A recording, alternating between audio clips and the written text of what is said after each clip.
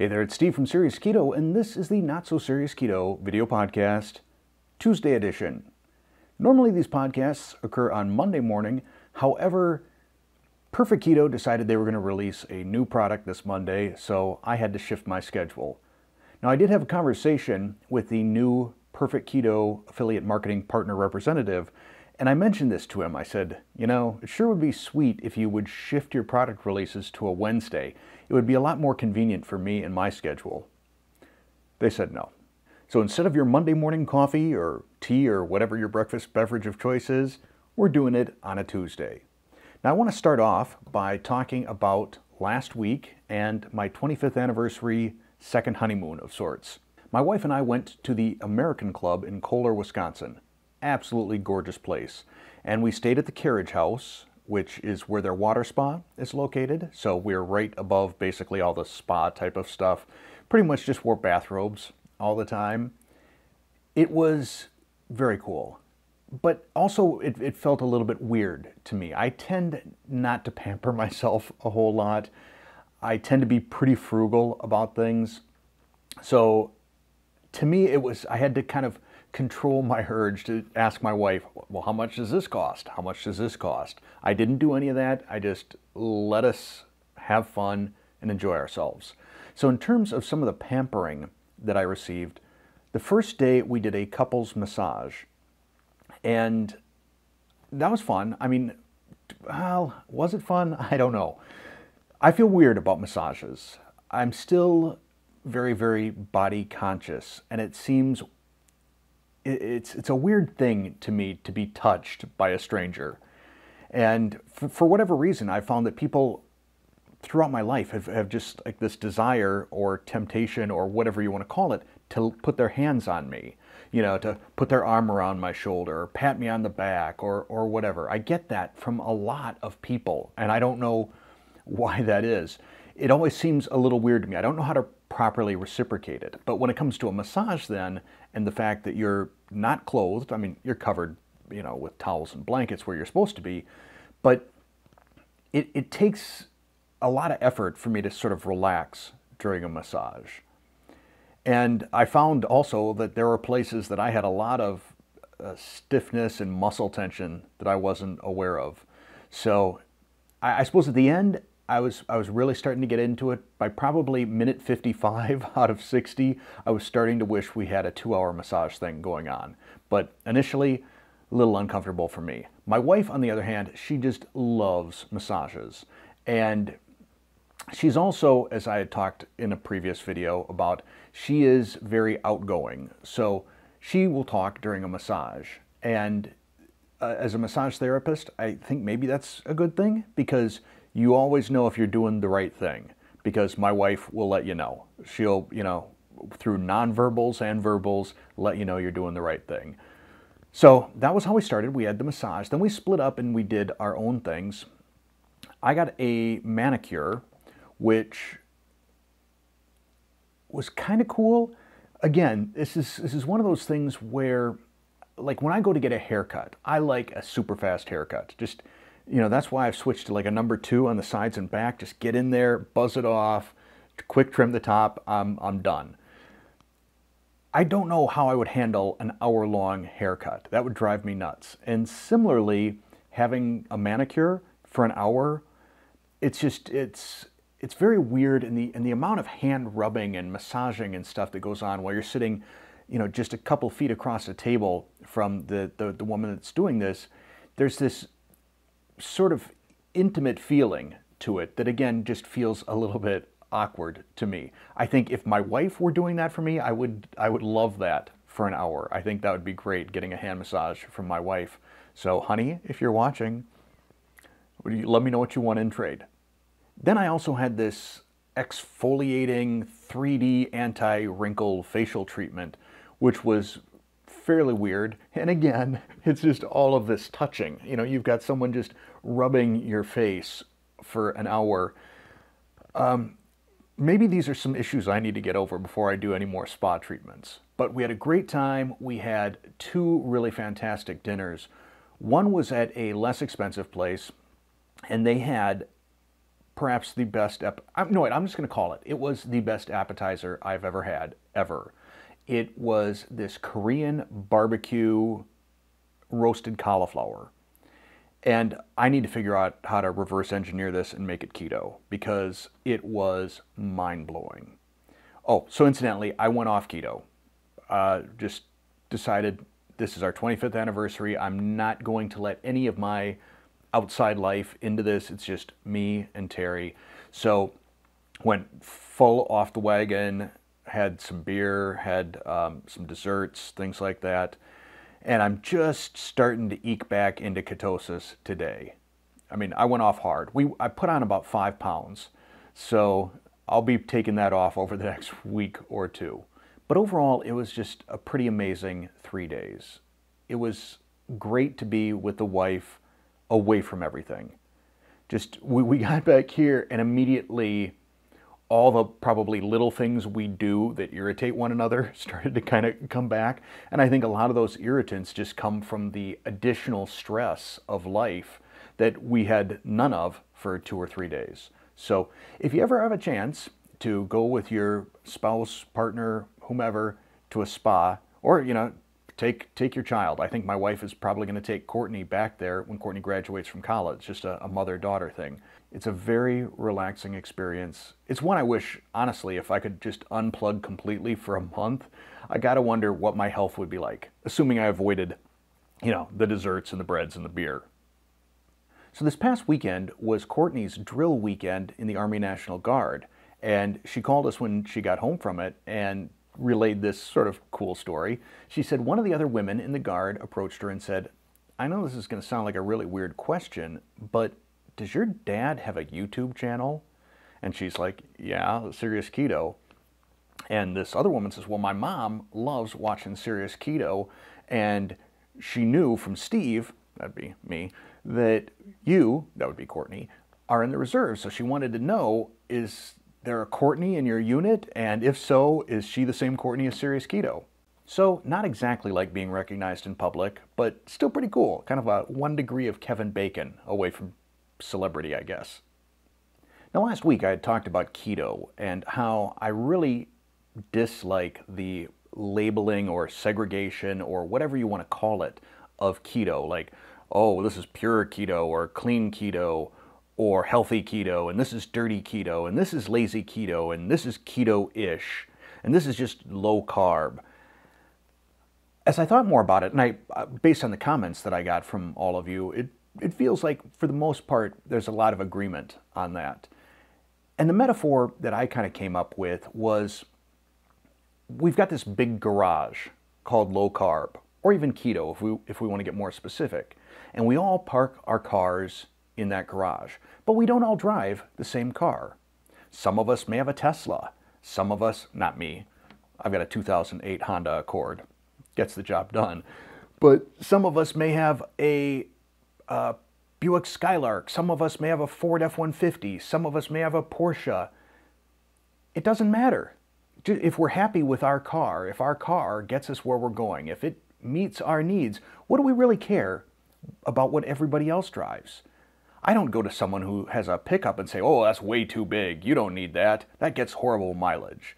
I don't go to someone that has a Tesla and says, well, that would be horrible because, I don't know, I'm not sure why it would be horrible to own a Tesla. I'd love to own a Tesla.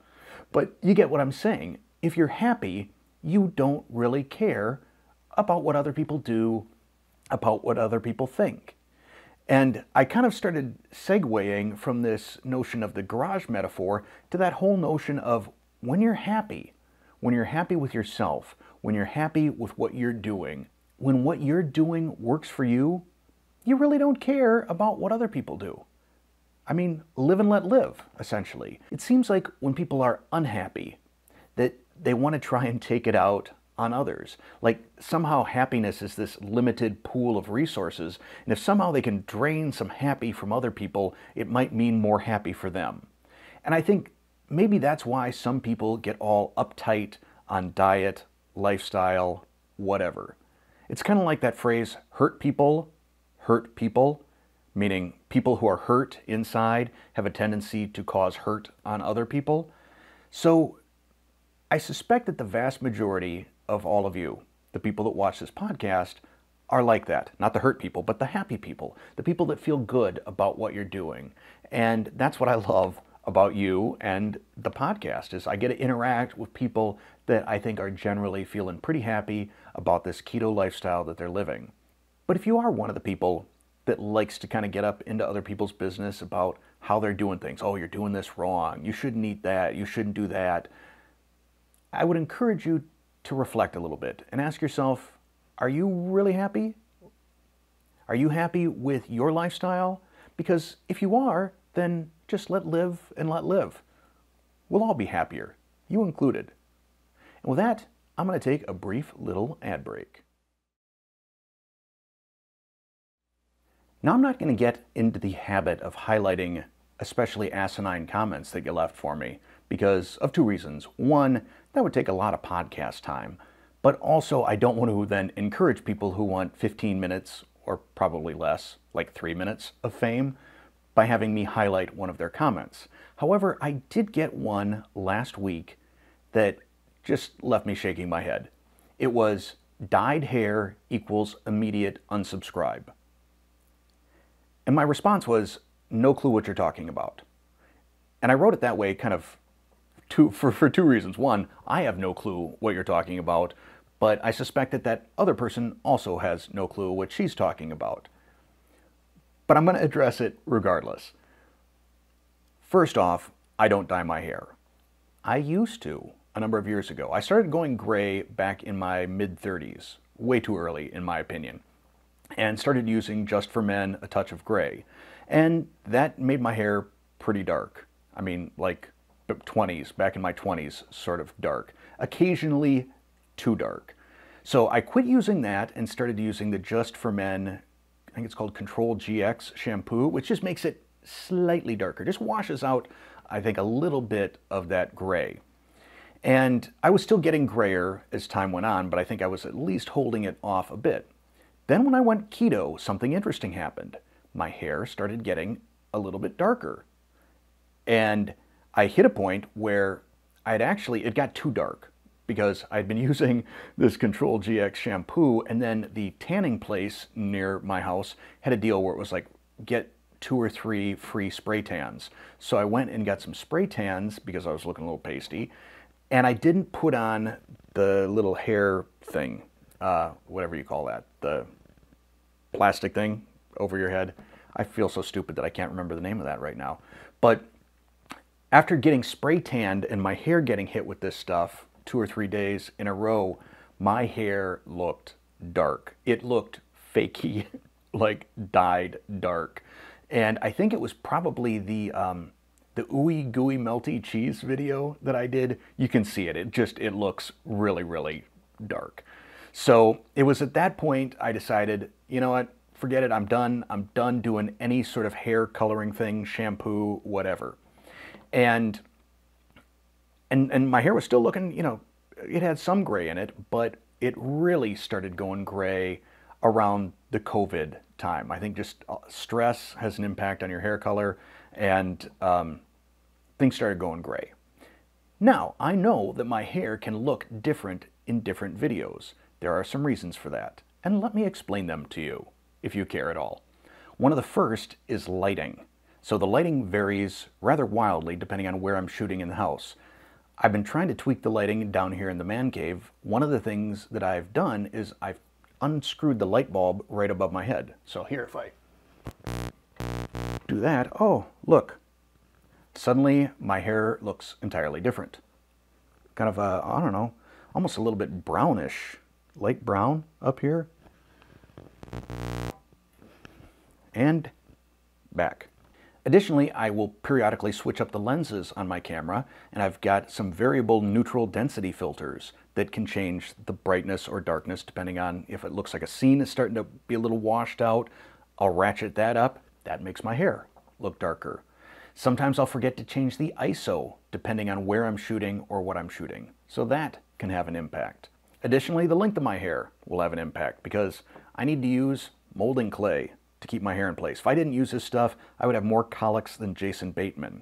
So if my hair is sort of getting right up against the time I need to get a haircut, kind of longer, and I got that molding clay in, it's going to look darker. So for example, here is me with no hair product in. And if I screw this light bulb back in, see, look at this.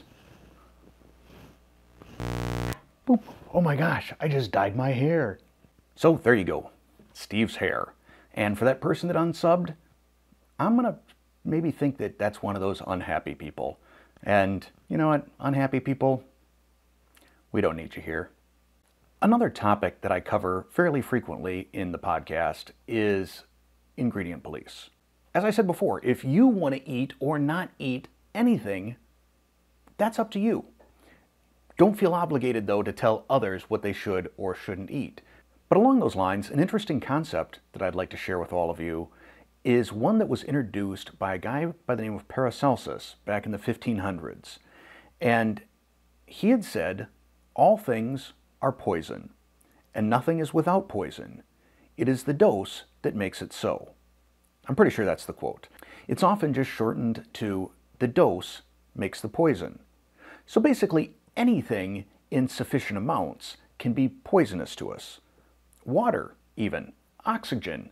So if, for example, I had a table of soy sauce in a marinade, and I don't use soy sauce all that often, I'm guessing maybe once a month or something, or if I used, God forbid, black soybeans as my beans for chili, that doesn't mean I'm going to die. It doesn't mean my man parts are going to fall off because it's pre-estrogenic. Sometimes a little of something is okay. Furthermore, there is a concept known as hormesis, which is your body actually builds up resistance to certain things, certain poisons or toxins, whether that's just it within your own individual lifetime or over generations as a species. I myself have actually developed an immunity to iocane powder, which is very important if you like to gamble in matters of life and death with a Sicilian. But the reason I'm throwing this topic out there, and I'll link actually to the Wikipedia article about it down in the description below, is I just think some people get too concerned about certain ingredients. Now, there's certainly some ingredients that I really try and avoid just because of the way they make me feel. For example, soybean oil. Not because it's got soy in the title, but because soybean oil, it's highly processed, it's a garbage oil, and it makes me feel bad. It makes my knuckles hurt. It makes my knees hurt.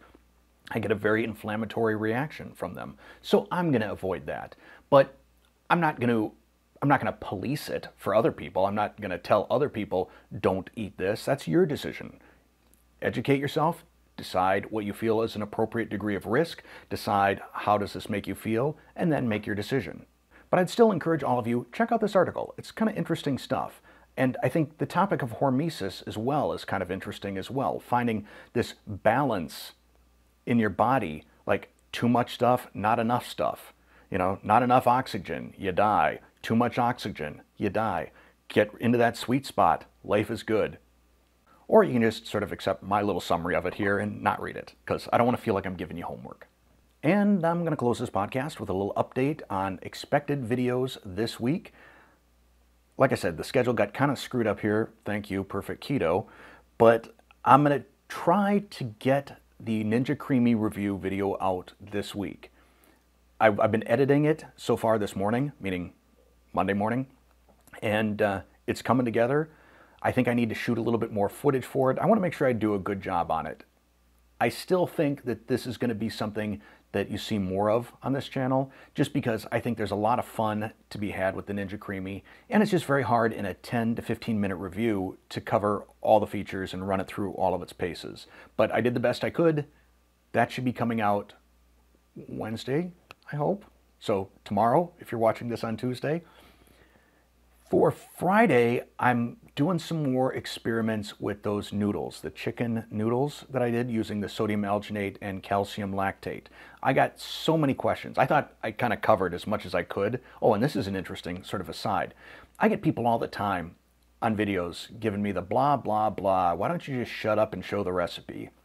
Well, if I just shut up and showed the recipe, I would get 3 times as many questions in the comments as I get. I want to try and explain it the best I can so that people can understand what's going on, why things are happening, why I used a certain ingredient, what substitutions will work. And I tried to do that in that video as well, but still got a lot of questions. So there will be a follow-up video, probably this Friday, where I address some of those. I do some experiments. Hopefully that'll be cool. Hopefully it all comes together by Friday. But that's it, I think, for this podcast. As always, I love our time together. I'm so glad that you tune in for this. I've said it in the past. When I did this first podcast, that was 80-some podcasts ago, I did it as a throwaway. I did it because I needed a video that day and I had no idea what to do for a recipe. And it's grown into this. It's grown into our time together. And that the fact that all of you keep tuning in, that means a lot. And the consistent 12 of you that keep giving me a thumbs down, well, stop watching if you don't like it. I mean, seriously.